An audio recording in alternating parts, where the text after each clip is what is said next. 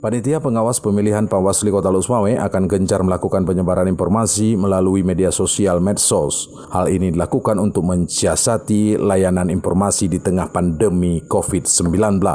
Divisi Pengawasan Humas dan Hubungan Antar Lembaga Panwasli Kota Lusmawe, Muzakir, mengatakan aplikasi berbasis internet itu sangat penting dalam rangka mempermudah stakeholder dan masyarakat untuk memperoleh arus informasi terkait pengawasan pemilu, sehingga nantinya dapat mencegah pertemuan dalam skala besar dalam situasi pandemi tersebut.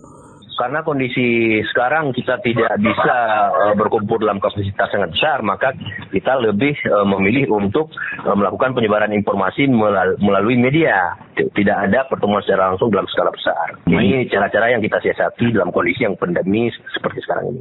Divisi Pengawasan Humas dan Hubungan Antar Lembaga Panwasli Kota Lusmawe, Muzakir, melanjutkan dengan adanya medsos, pesan yang ingin disampaikan tidak hanya untuk satu orang, tetapi lebih luas jangkauannya. Ada beberapa media sosial yang diluncurkan Panwasli, diantaranya melalui website, Facebook, Instagram, short message service SMS, grup WhatsApp, dan lainnya. Dari Provinsi Aceh, Erwin Jalaluddin melaporkan.